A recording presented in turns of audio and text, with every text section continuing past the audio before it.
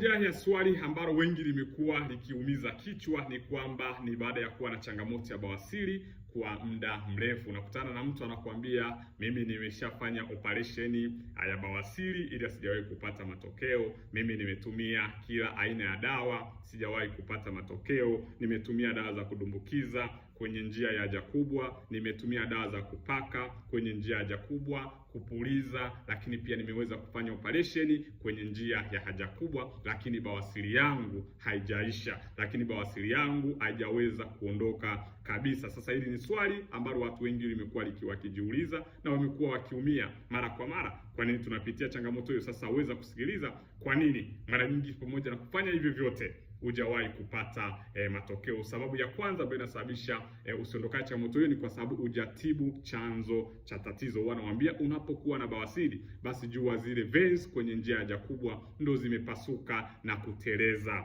na zile veins au tunasema ni zile veins zinazopatikana mwisho mwa utumbo mkubwa au tunasema rectum zimeweza kuvimba na kupasuka. Sasa unapotumia sio kudumbukiza, sio operation, unakuta changamoto inarudi kwa sababu chanzo cha tatizo hujakitibu. Chanzo cha tatizo bado kiko pale pale. Zile veins kwenye njia haja kubwa ndo zinatakiwa zipate tiba mapema ili iweze kuondokana na changamoto ya bawasiri. Kwa hiyo namba moja, huwa tunasema chanzo cha tatizo akijatibiwa. Ndio maana wengine ambao wamekuwa wakipata msaada moja kwa moja kutoka kwetu wamekuwa wakipata matokeo, kwa sababu tunadili na chanzo cha tatizo ambayo tunasema tunatibu zile veins kwenye njia ya haja kubwa moja kwa moja. Lakini namba mbili ni wengi kutokubadilika. Lazima tubadilike unapokuwa na changamoto ya bawasiri. Hakikisha pengine unabadilika wakati wa kula, hakikisha usikae muda mrefu baada ya kula, hakikisha unasimama, unatembea tembea ili chakula, ili usiongeze pressure ya haraka kwenye njia ya haja kubwa. Lakini kama ni mjamzito, mara nyingine inatokana na ukuwa na kitambi. Hakikisha unapokuwa na kitambi, uzito mkubwa, hakikisha unaliangalia mara kwa mara. Lakini pia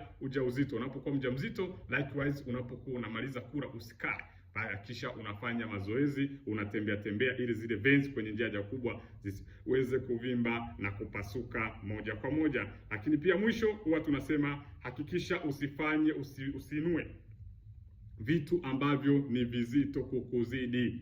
Vitu ni vizito kukuzidi, wala unaonunua chuma ni hatari kwa afya yako. Fanya mazoezi ambayo yako ndani ya uwezo wako. Kwa hiyo tunasema kwamba kama una changamoto ya bawasiri bila kutibu zile veins kwenye njia haja kubwa, unakuwa unafanya kazi bure. Ndio maana wengi unaona wanaendelea kuteseka kwa muda mrefu na hawajawahi kupata matokeo ya bawasiri. Kwa hiyo kama una changamoto ya bawasiri, unahitaji tiba, andika neno bawasiri, lakini usahau kuchukua namba yangu kwenye bio ili ucheki WhatsApp. Andika neno bawasiri ili uweze kupata msaada zaidi. Usiache kufuatilia hatua inayofuata, njia rahisi sana, madhara yake ya bawasiri ni yapi, ili uweze kujifunza moja kwa moja.